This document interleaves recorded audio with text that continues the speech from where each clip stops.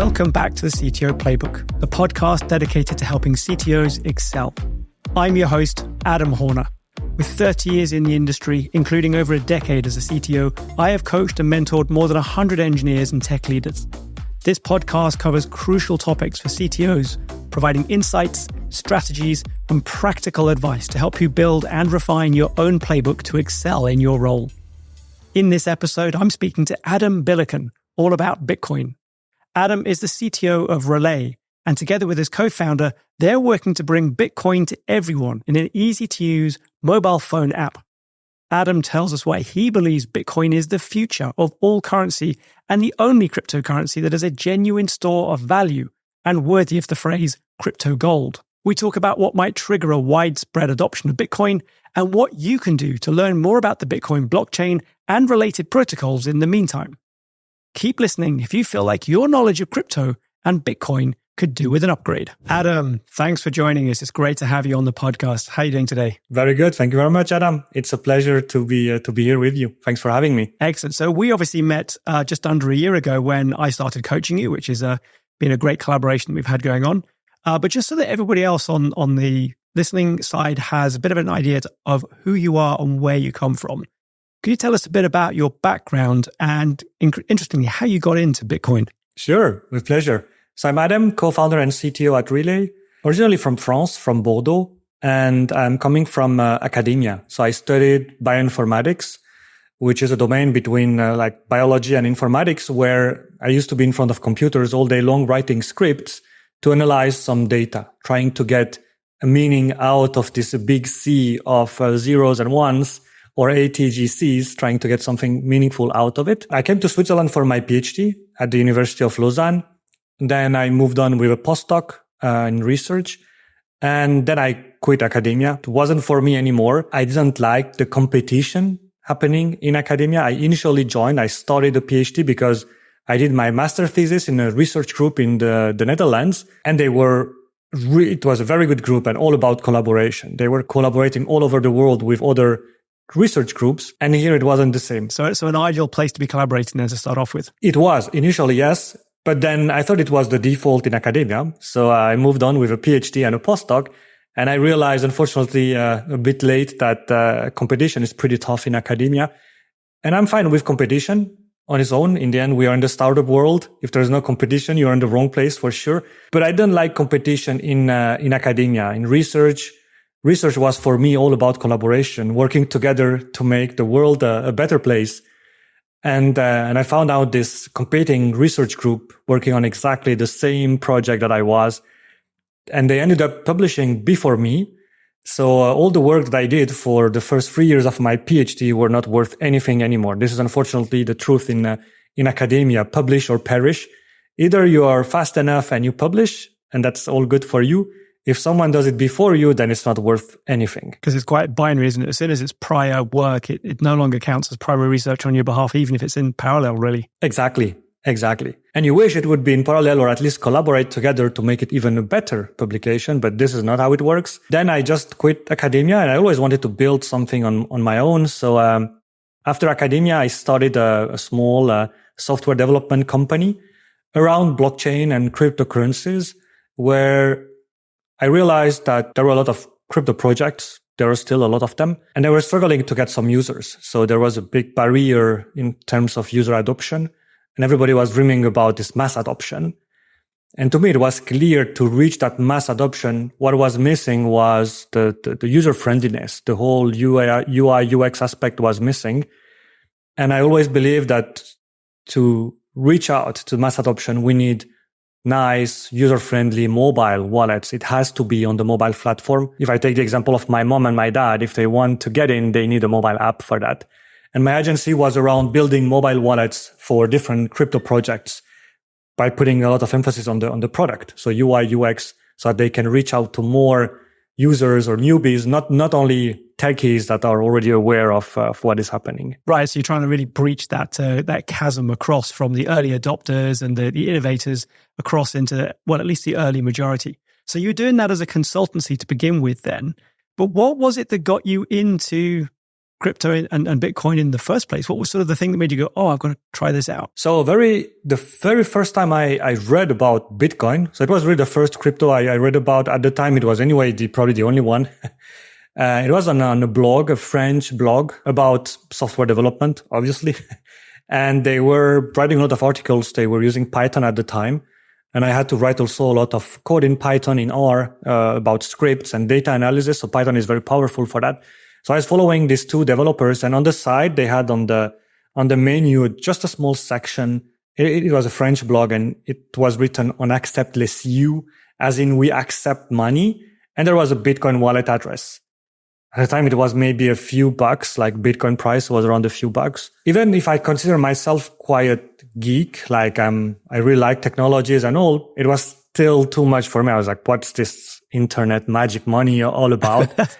So I completely ignored it until 2017. So a few years passed. This was already at the beginning of my PhD. I just read, the first time I read about Bitcoin was there, but I didn't go deeper. I didn't check anything else. I just read about it there and it stayed there. So just like the rest of us reading about it, the surface level, there's, as you put it, internet magic money, but it can stay over there for the moment. So what was the turning point for you? What was the turning point that went from that kind of skeptical position into, I need to build a small agency around this? During my PhD, I always had also a few side projects. So I'm always had, like, my wife was working in shifts, and I had time to build on some side projects for extra income and also as a learning. So even during my PhD, during my postdoc, in the weekends and in the evenings, I always had side projects, not all of them related to cryptocurrencies or anything like that. But that's when I was also a friend that was working on one of these startups, and I got interested in the technology first. When we work in research, we always had problems with data storage, with speed of like performance of the clusters we're working with. Like we couldn't run anything locally. We're working with like very big clusters where we would just send a job, as we call them, and then wait for the result to come back. And in the meantime, also I saw a lot of similarity with the DNA in human and the binaries 0 and 1s.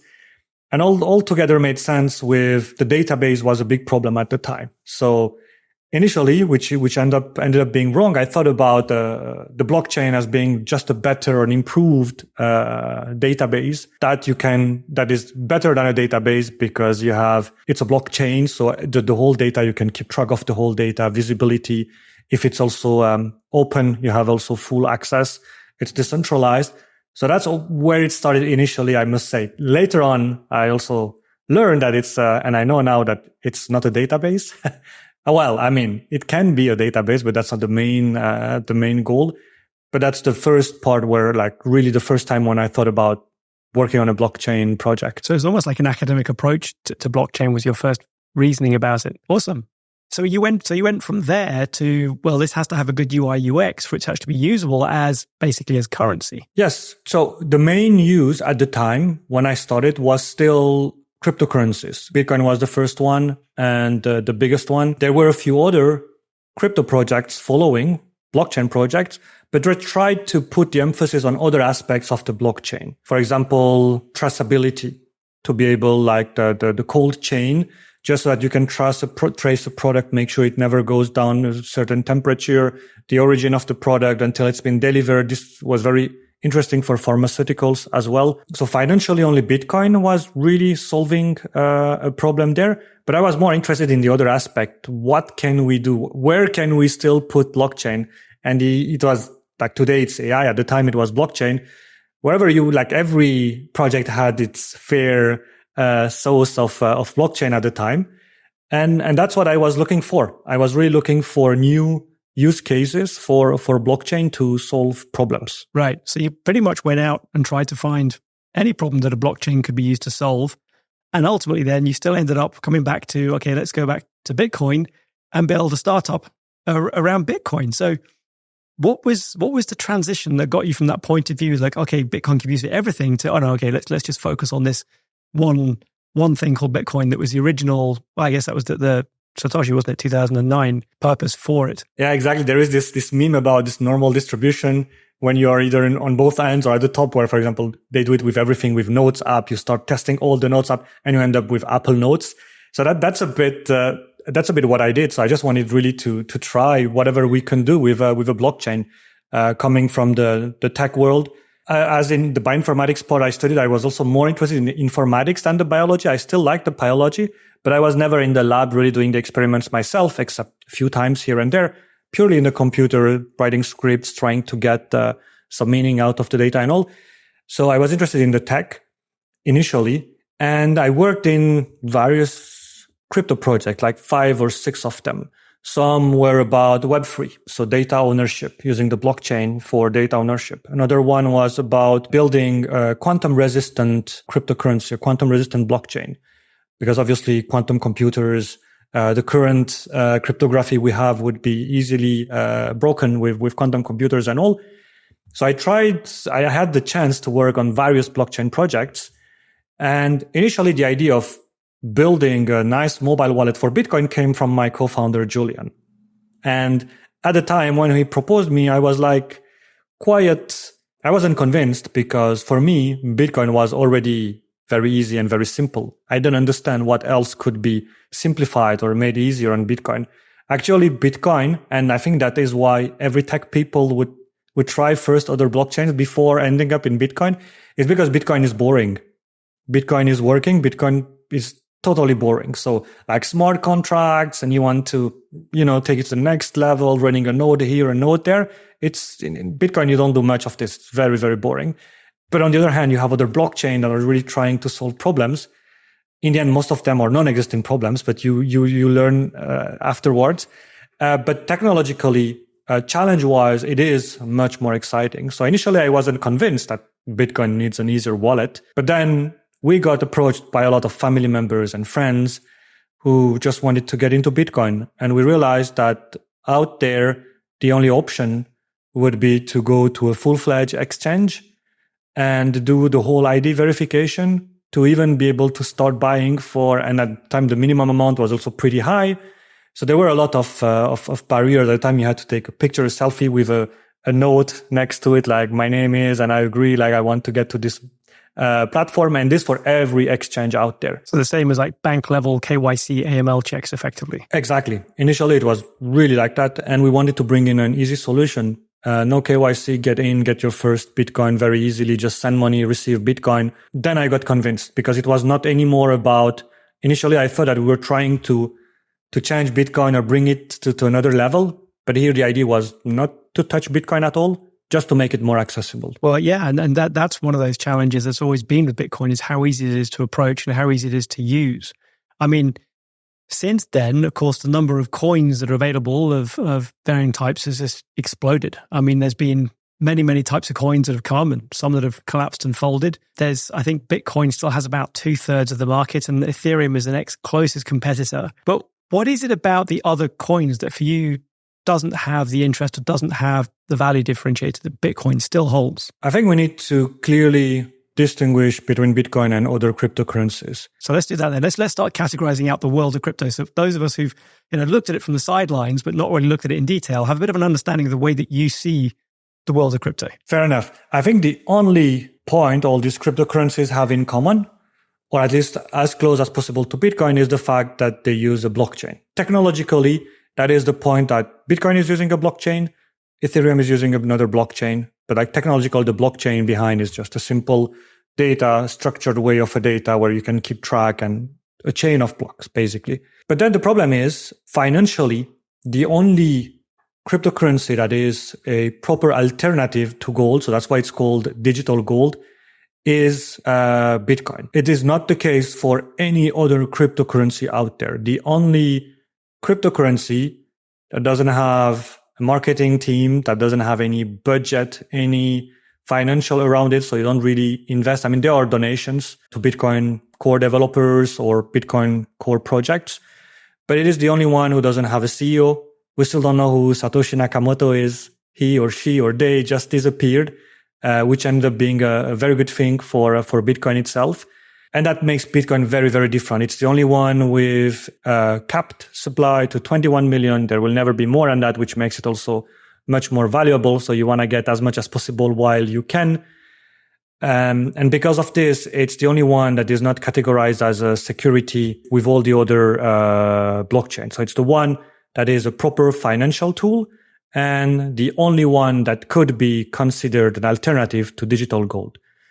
As soon as this distinction is made clear, then I'm totally fine with having other projects. How I consider it is Bitcoin is the best asset out there. It is the next digital gold. And all the other cryptocurrencies, I consider them like tech startups. And if you put it this way, it's totally fine. And I worked on many other crypto projects before, and that's why I have the chance and the luxury that I can make a clear difference. So as long as we distinguish a financial tool to freedom to tech startups, that would be the big difference between Bitcoin and the others. And when you talk about it as being digital gold, is it the fact that it has a limited supply? Is it because there's no single controller? Or what else? What are the other sort of key attributes of Bitcoin that make it so unique compared to the others?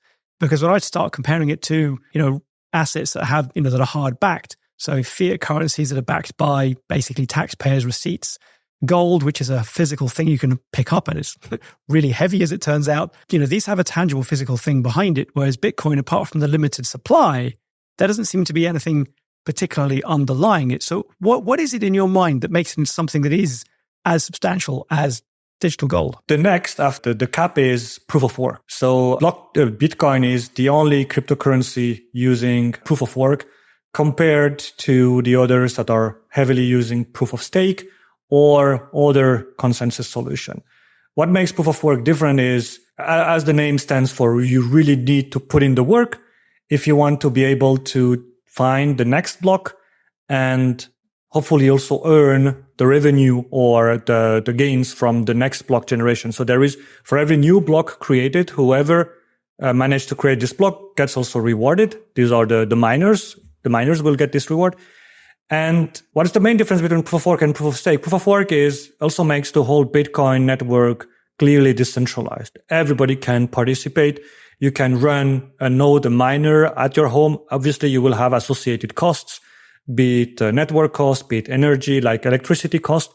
But there are solutions. There are solutions to mine Bitcoin at home with some small heaters, for example, where you can just mine Bitcoin while heating your house. Whereas compared to proof of stake, the problem there is the more you own these coins, the more powerful you are in this project. Meaning that if you are in Ethereum, you own thousands of them, your vote counts more than the others who own less Ethereum than you, which is not the case on Bitcoin. And Ethereum used to be proof of work. They changed very quickly to proof of stake. I think that's what also made a big difference. There are a few other differences, obviously, but Bitcoin is the only blockchain using proof of work compared to all the others. Right. So as basically a guaranteed, distributed, no single ownership solution, it's the proof of work that means that it's properly democratized because anybody can buy a bunch of hardware, buy a bunch of electricity, and start mining Bitcoin to basically level out the stakes in terms of it. One of the criticisms that's been leveled at it, though, is the sheer amount of power that it uses and it needs as a result of that. I think it was Tesla that decided to step back from using a lot of Bitcoin simply because of the amount of, supposedly with the amount of energy and environmental impact that running Bitcoin or being part of Bitcoin has. I think the problem there is we are not, or whoever is writing these articles are not comparing what should be compared to. If we consider Bitcoin, which I do, it's the future of the whole economy will be based on Bitcoin. It's the next, it is the solution to all the problems we have right now, at least in the economical financial world. Then we should compare Bitcoin's consumption to banks, for example. Or even simple, even if it's not even comparable to, I read this recently, to the Christmas lightning. I think New York City, in terms of Christmas lightning that it does for about a month, is already more than whatever Bitcoin consumes over a year. So I don't take this as a valid argument. Obviously, some people will always come up with things to complain about, but the energy consumption, I don't agree. And now there are even more. There are two things that are also even improving this. The first one, a lot of miners are now using renewable energies. So solar energies or other solutions that are clearly renewable. And now miners or mining facilities or projects are coming up with some clever solutions like the one that I just mentioned. You can mine at home with a small mining device, which in the end is actually a heater. So it's offsetting the energy that you'd use for something else anyway. Exactly. It doesn't even look like a computer or anything. It's super well designed. I don't have the name of the company right now, but it's super well designed. It's like very, very, very well done that you would put in your home. And you would be mining while heating your home during winter. And are all mining activities equal? Because I remember reading quite a while ago now, so my knowledge may well be out of date, in that if you're not a large enough mining outfit that you essentially don't have, you're just like you're saying before about the research, you can't mine quickly enough to actually end up discovering the next block. And so therefore you can mine for a long time and actually achieve almost no value. Is that still true? To a certain level, yes. So obviously, if you have a farm, a big mining farm with hundreds or thousands of these computers, obviously you have a higher chance to get to the next block because one of these will probably find the next block. But it's not true anymore. This happened like literally 2 weeks ago, I think, a company selling a small mining device called BitAx or BitAX. But at home, really, it's not even like the ant miners. It's really a very small device that is not even heating or anything. And so it's more like a lottery. So you just turn it on and then you expect that one day maybe it will find a block. It costs like 200 or something. And this guy's BitAX found the block, like literally find the block and got the whole reward, which is currently 3.25, I think, Bitcoin when you find the next block. And he got it. So it was a good investment for that guy. And now more and more people are getting interested in getting some sort of small mining at home. And like the thing is, like, even if you get just one block out of thousands one day, it's already a very good return on investment. And just to give us an idea, how much is 3 Bitcoin at the moment? It's about 150K right now. US dollars? Yes, US dollars. So that's quite a significant amount for what could be a relatively small investment then. For sure. But then again, it might be like it just happened once since that company launched. But again, it shows that it's not because you don't have a farm that you will not be able to mine the next one. This shows clearly how decentralized it is. If you at home, you can be the next one with your small device mining the next block. Then we are talking about decentralization. Yeah. And as always, volume negates luck. So the more you're mining, the more chances you have of coming across the next block. And so therefore getting those 3 or so Bitcoin for finding the next block. Okay. And the other thing is about the limit, of course, of the number of Bitcoin versus Ethereum, which is in theory unlimited. So just talk us a little bit about how that limit has an impact on the valuation and also the way that Bitcoin operates. It's all about scarcity. So whatever is rare over time will just get more valuable. It's the same with cars, collection cars. So when you have like big production cars, at some point they will just devalue, and then just worth nothing. It's not the case if it's 1 out of 50 or 1 out of 100, for example. I'm a lot into cars. That's why I gave this example. BMW just releasing this M5 competition GLS is like 1 out of 50. Well, if you get one, you know for sure that the value might obviously go down a bit, but it will stay and become a collector car, and the value will still remain quite stable after some time.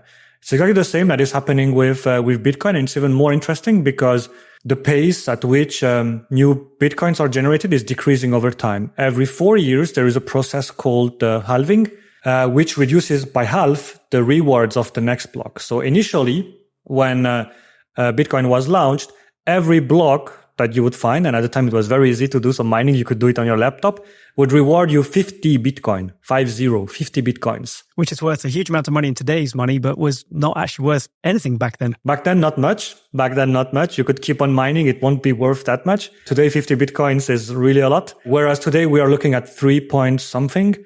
And in the next halving, it's going to be half of it and then half of it. So this decreases. So this is one way also that is very impactful in the way that the value of a Bitcoin, existing Bitcoin, will increase.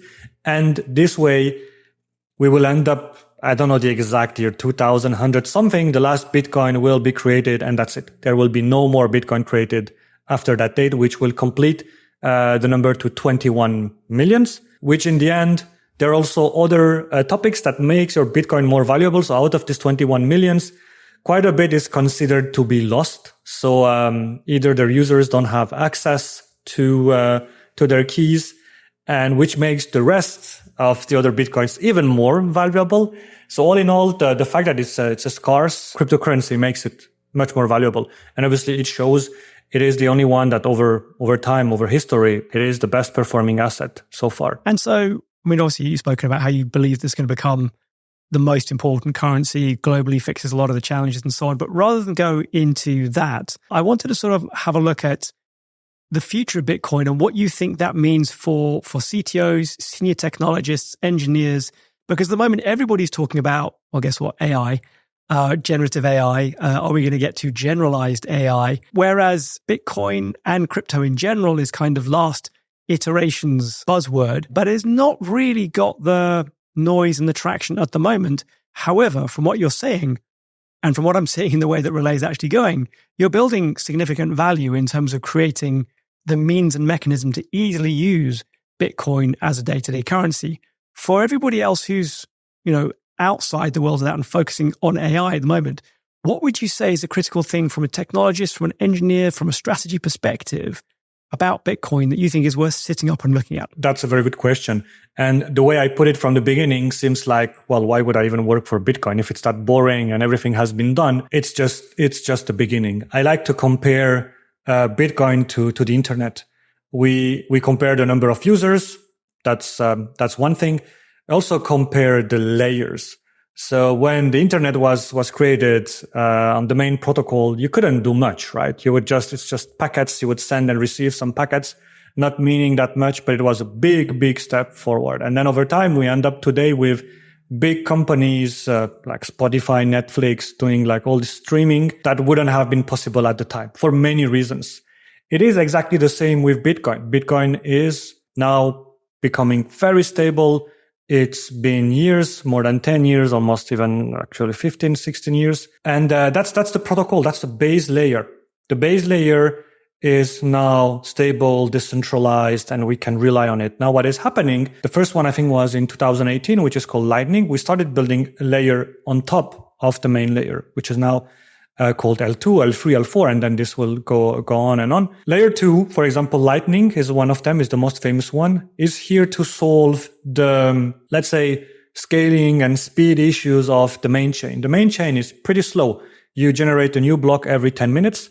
So even if I send you a transaction now, you would need to wait for the next block that it is confirmed. You will see it as an unconfirmed, but you don't know what will happen. It's still unconfirmed. So you would wait for the next block. You need to pay some fees. There are on-chain fees you need to pay to transact. And all of this is not required anymore on Lightning. So Lightning is just one layer on top. It still uses the main layer. Without the main layer, there is no Lightning because you need a deal on the main layer to start using Lightning. And then when you're on Lightning, you and I can exchange instantly at zero cost and to as low as one sat. Satoshi is the smallest unit in Bitcoin. We can exchange one sat. On chain, you cannot send one Satoshi because it's too small and the fees will be too high and it's considered dust. Yeah. So just remind us that one Satoshi is 100 millionth of a Bitcoin. Is that right? Yes, that's correct. 100 millionth, yes. And so Satoshi is basically, is that the smallest actual unit you can deal with? It is the smallest. Yes, it is the smallest unit on Bitcoin.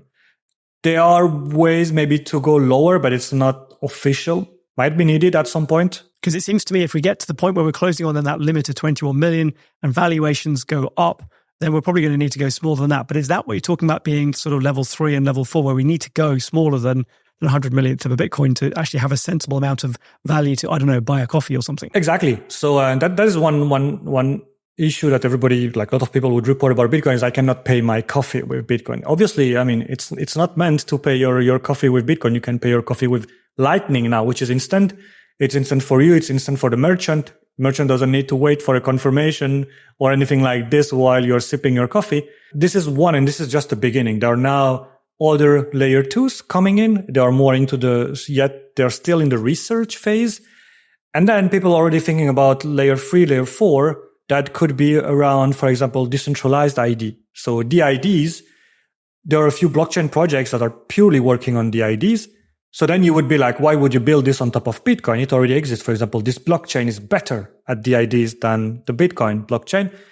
But again, the Bitcoin one is the only one decentralized. It's the only one with proof of work. So you can really rely and you can trust the main layer. So whatever you build on top, which is anyway dependent on the main layer, you are secure, you're decentralized, and you can really rely on that blockchain to go on forever, which is not the case with other cryptocurrencies or tech startups, as I call them. So that's why it's just the beginning. Now we are very confident on the financial aspects. Bitcoin on the main layer is solving a lot of these issues. Currencies are not backed by anything anymore.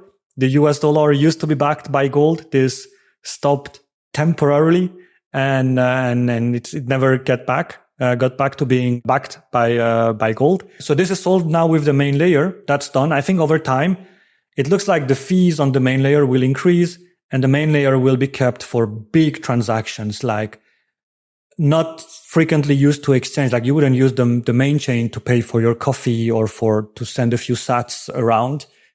But then that's when Lightning comes in, and then that's when a few other layer on top will be built. Right. So that's sort of where your savings account equivalent or your mortgage might be on the main Bitcoin chain, but then your transactional stuff might be on Lightning, and then your ID proof of who you are might be on some of these other chains that deal specifically with that.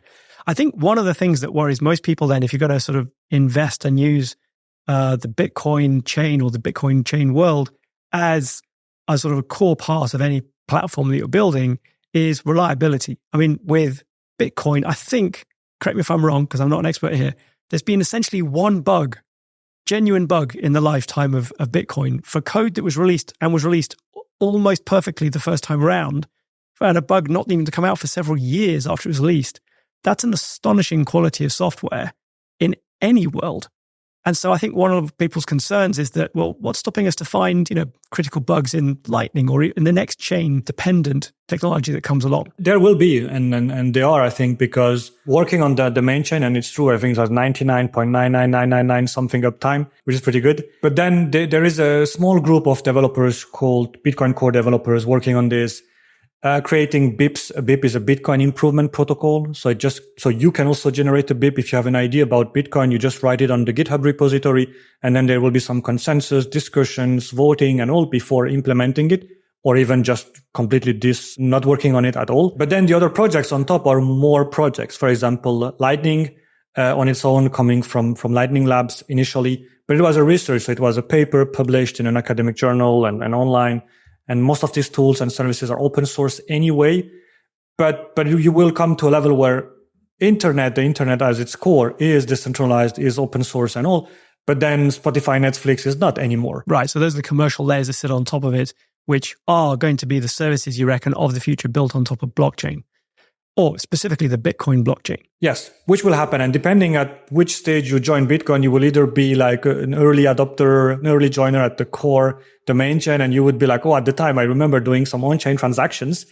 But like maybe 10 years from now, and doing an on-chain transaction will be specifically for some kind of transactions or for big companies or corporate between each other, while users, depending on if they want to join the financial world, decentralized IDs or whatever, will join at different level of this network scale. Wow. Okay. And that's your view of the future. And clearly you've bet your future and Relay's future very much upon that. So talk to us then about what happened when you introduced Lightning to your users. What was the uptake there? What's been the result in terms of the amount of transactions that have been happening, and how are your users, getting to grips with using effectively a two-level chain? It's been quite challenging, and that's good because we're still early. So I love the what you mentioned earlier. It's like the on-chain is your savings account, and then Lightning would be more like a spending account. It's like what the coins you have in your wallet that you would pay like cash. This is exactly how we presented in the Relay app. So since we launched, we were only on-chain. Lightning, we released early this year, the Lightning wallet. The problem is Lightning on its own is still an ongoing project. There are still a few issues here and there, and it is very technical. If you want to understand what is happening under the hood, it is quite challenging because we are opening a channel between you and I on the main chain with a given amount, and then we are sending to each other And the two nodes need to keep track of these transactions because it's not written on chain. So it is complicated. But our users are newbies. So we are targeting what we call newbies. So it's definitely users who either don't know about Bitcoin or just heard about Bitcoin. They want to get some Bitcoin on their wallet. And that's what we're trying to provide them. They don't need to know anything about Bitcoin, while still keeping part of the app about education, because it's not that we just want you to join blindly and send us some money so we can send you some Bitcoin. There is also a big part of education on what we do, be it in the app, be it with newsletter. But then you have clearly two balances. You have an on-chain balance and a Lightning balance. You can send and receive from one wallet to the other, depending on what you want to use it for. If, for example, we have a conference coming in October in Lugano, Switzerland, called Plan B around Bitcoin. And there, in such conferences, you can pay with Lightning in you can buy anything there with Lightning. So before going there, I will just top up my Lightning wallet from my on-chain funds. It will cost me a bit, so I will need to pay some on-chain fees to transfer. But then once I'm there, I will pay at this conference instantly and at almost no cost. Sometimes it can be a few cents on Lightning as well, depending on the route. And then I will use this for the conference. But the rest, I will keep it on chain, which is more for long-term, like what we call DCA, dollar cost averaging.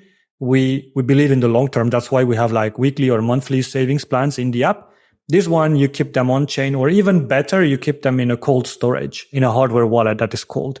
And we are also working on an integration with the hardware wallet. So it's hardware wallet, most secure and not touching internet at all, the on-chain Relay wallet, and then the Lightning. So you see already we are at 3 different layers already now. Right. Okay. So then the Relay app then allows you to work with not only a wallet that's owned and operated by Relay, but also other wallets, like a hardware wallet that is independent of Relay as well. Is that something that's relatively unusual in amongst the sort of the various different platforms that allow you to use Bitcoin? Usually, yes, because most of the other platforms, and that's why we don't really consider them competition. They're obviously much bigger than us, Coinbase, Kraken and all.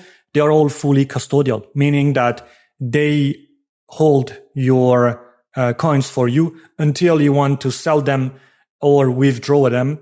They have full control. That's what happened with FTX. When FTX went down, all the funds, they just go down. There is no way you can take what is yours, quote unquote, because it's not. In the Relay app, it's what we call a self-custodial wallet. So when you install the Relay app, it generates a wallet locally stored, locally encrypted, and only you have your private keys. We don't need your private keys to send you Bitcoin. We only need your public address, and that's it. So at any point, if something goes wrong and Relay goes bankrupt, there is literally no user losing any funds because they still have full control. And we use also a standard. So this Relay wallet, you can go to another Bitcoin wallet and import it with your private key and it will work totally fine. Right. Okay. So then I have ownership and responsibility for losing or not losing my own keys and therefore my own Bitcoin wallet independently of Relay by using your app versus, one of the others, one of the sort of platform wallets, as it were.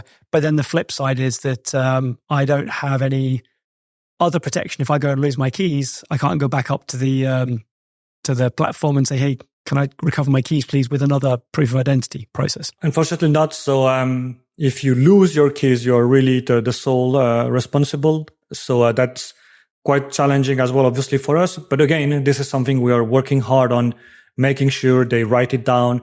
They also back it up properly. So we ask for these words again, completely locally.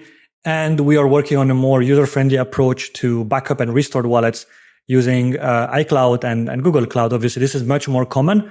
We didn't have it so far, but now users are asking for it. So they just want the password. And this way they can access if they lose their phones, which they can still anyway. If they have these 12 words properly secure, they can access it, install the app again on another phone and restore their wallet.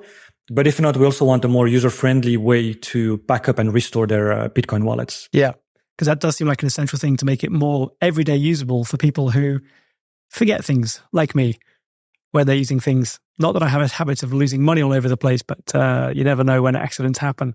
And so, so if we can bring this back to the world of tech then and talk about any sort of engineer, leader and so on who wants to look at the future of blockchain, Bitcoin, Lightning, and the other layers that might be built on top of it. And where would you say is the best place to sort of find out the next level of information, start figuring out what it is that they want to do? I think the Bitcoin Twitter community is pretty good at this. So I would definitely start on Bitcoin searching for there are a few names that are here all the time talking about Bitcoin and sharing whatever they know. Very good podcasts. There are a few Bitcoin only podcasts that are really worth listening and to learn quickly, and a few books. There are obviously a lot of books. Not all of them are the same, but a few books are really good to start with, especially for the tech world. You can start with the books from Antonopoulos. They are really the go-to for anything that is technical on Bitcoin and on Lightning. It's called Mastering Bitcoin or Mastering Lightning. And it's a thick book, obviously, but with code examples and everything in there with concrete, like we talked about buying a coffee. There is a concrete example about what happens when Carol is paying her coffee at the coffee shop on the Lightning or on chain. And this is very well explained. So I can really recommend Andreas Antonopoulos' books. Cool. That's a really good. So we'll put those resources in the show notes. People can go from there. And if anybody wants to get into Bitcoin, working in Bitcoin, maybe they're a junior engineer, they want to go, I believe in this Bitcoin future. How would they get into it? I mean, clearly joining Relai is one option. How would somebody go about joining Relai? Because you guys are completely remote, aren't you? Yes, completely remote. We have a small team here in Switzerland where we met once a week in the office, but we are a remote first company. It's funny that you ask this question because we never really do the classical way when we have people joining at Relai.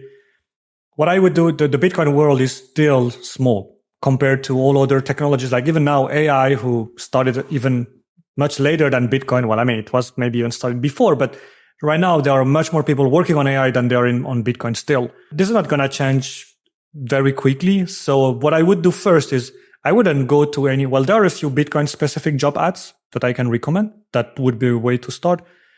But I would just start interacting with anyone that I find on Bitcoin Twitter that is interested on Bitcoin or talking about Bitcoin. Why? Because it's such a small world that they will put you in contact with the right person. And as long as you have some value to bring into any project, I remember we really, the first maybe 10 people that we hired were just sending us a DM on X and we'll be like, oh, I'd really like what you guys do. I'm a Bitcoin only person and I want to help there. How can I help? First thing was maybe, I don't know, let's try with support. You can help us. We need someone there. Without looking at the CV or anything, but just sharing the same value that they were Bitcoin only, Bitcoin first, and they would really believe in the future of Bitcoin. We just started, and some of these are now head of operations or moving to the marketing team and helping there and growing there. But to start, it's very easy to start with as long as you can really bring value in. I think the barrier is quite low. It's amazing that it's very, very similar to a lot of the other technologies I talk about. It's find the community and get involved in the community. It's bring value and it's bring your passion. And that's pretty much the commonalities, I think, across a lot of these kind of areas, and no different with the world of Bitcoin. If somebody wants to get involved and actually start building up their Bitcoin wallet themselves, which areas is the Relai app actually available in where somebody can start using it? Because it's not available everywhere yet, is it? Not entirely. We are available in all of Europe for Android users and 6 or 7 countries only for iOS users. We used to be available in all the countries for iOS as well. Apple just decided out of nowhere that no, you cannot. So we just had to go one by one every country, proving them that we can act them. And then we stopped after like our biggest market. But we are applying right now to a French license, which will be converted to a European license. And Q1 next year, we will be back to all the European countries on both iOS and Android platforms. So everywhere in Europe for Android, and France, like the DACH region, Germany, Switzerland, Austria, France, Italy, and Spain for iOS currently. Right. Okay. And so that French license, they will make it available across the EU. And if you listen to this in 2025, that means you can immediately go down and download it. If, like most people listen to this as it comes out, then you'll have to wait a few months if you're not in one of those core countries to use Relai, unless you're on Android, in which case you can use it straight away pretty much. Excellent. And do you have any plans to operate and run in the US? I've got a number of listeners in the US. And there are plenty of applications and platforms and exchanges in the US, but is Relai looking to expand over to the US as well? I would say yes, but not yet. And it's a big market. It's a difficult market. The currency itself is quite tricky. We would rather first go Middle East, like Turkey and then Dubai, for example, which are much closer. The distance is not the problem, but they're also closer, I would say, culture-wise, like they're still close to Europe. And compliance and legal-wise, it's much easier for us as a European company to go there and get the appropriate licenses there. Whereas the US is quite a different beast. So we will not rush it. Ideally, and eventually at some point, yes. But right now, we would rather look on other emerging markets more than the US as a next step. Excellent. Okay, that's good to hear.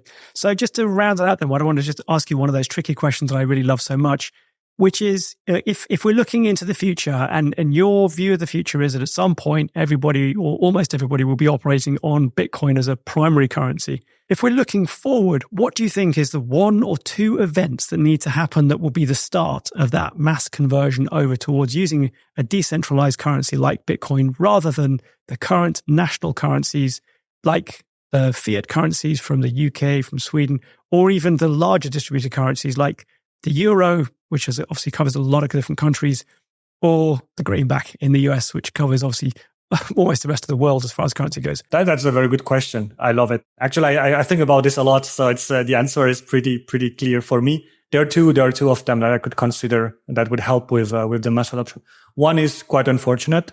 It's a crisis, a big crisis that would make people realize a bit what happened also with COVID, where you realized like how much the currency is under government's control. Yes, they are helping you, but with the money that they can print whenever they want, backed by nothing. It's just a piece of paper. I think like producing the smallest coin is even more expensive than the coin itself. This 1 penny or whatever. I don't remember where it was, but I read this. So crisis help. And not only like crisis like COVID, but crisis also like what happened to FTX or other exchange or other banks. What is this US bank that also went down after FTX. So this unfortunately helps. And the second one would be a big player, quote unquote, entering the game. So for the first time, a country, El Salvador, considered Bitcoin as a legal tender, legal currency. So in El Salvador, even in McDonald's, at Starbucks, you can pay with Lightning. They have to accept your Bitcoin payment because it is a legal tender. So they cannot reject. If you want to pay with Lightning, they have to accept it. They have all the wallets and everything they need. So it is working. So one country already adopted Bitcoin and they even take it next level. El Salvador is buying every day 1 Bitcoin. So they are DCAing on a daily, every day. The government is just buying 1 Bitcoin. And I think we heard a lot about El Salvador. Mostly that was the first time I heard about this country, actually. It's a very small country. So, but one day, if a bigger player, so the US elections are coming in, for example, Trump was at the Bitcoin Nashville conference. So it's a Bitcoin only conference in the US and he was invited there and he went there and he gave a speech. So a US president candidate going to a Bitcoin only conference. So things are changing. Doesn't mean that the US will adopt Bitcoin as a legal tender anytime soon. But like a big player, a big country in Europe or in Asia adopting Bitcoin will also make it clear in the eyes of much more people that, okay, there is something behind. If a country like France, Germany, whatever, I'm just giving out names, is getting into the Bitcoin standard, then maybe I should have a look at it. But then again, this will be, so there's a saying, you get, on Bitcoin, you get the price you deserve, depending on when you join Bitcoin. If you join at 60K, 60K. If you join early, obviously it was a few bucks, but meaning that big players entering the game on the main layer and then mass adoption will happen in other layers if needed. Right. And you think that's definitely going to happen in a few years, as long as one of those big triggering events happens. Hopefully we don't have a big bank run that triggers it, but that's one of those possibilities in your world then. Yes, exactly. So, and in terms of how far away you think that might be, is that something where you think, well, it could be tomorrow, it could be next year, it could be next decade? Or have you got a bit of an idea about when it is likely to get towards an adoption level where it's more people are talking about it than not? It's really, really difficult to say. Like what I can say for sure is that we're still early, though it's like 16 years old technology. We are still early. I mean, it's still crazy there are a few problems still not being solved or people not even hearing about Bitcoin. I mean, now it's quite rare to find someone who never heard about Bitcoin, but still. So I don't know, like we already had one country adopting it. The US was quite against it. The IMF was like, no, you shouldn't do this. This could be bad for you. It ended up doing pretty well. So a few other maybe South American countries in the next year or two might take this as an example and move forward. But then crisis, I don't know. We got hit by COVID. Maybe a few others where it went pretty fast. Like it came, we were not expecting. I don't think anybody was expecting this level, and it was really fast. So I don't know. It can be in a year or two where we hear more and adoption grows a bit faster than usual, but it can very well be in 5 or 10 years. And what do you think adoption will look like for those of us building companies right now? For those of us who are the head of technology role, the CTO role, the chief strategy officer role, what do you think the approach to Bitcoin should be at this level for companies who are looking towards a world where Bitcoin might be viable? We have this very good example at Relai. We have what we call Relai Private, which is for high net worth individuals and SMEs to put some Bitcoin on their balance sheet. And lately, this has been working really well. It's very exciting to see all these small, medium enterprises getting into Bitcoin. So they would clearly put part of their balance sheet on Bitcoin and keep it on Bitcoin. Again, because they believe in it, it's a scarce asset. They want to have some on the side. I think the idea would be just to start somewhere and see how it goes. You don't need to put in millions to really see any benefits. It's some people also consider it generational wealth.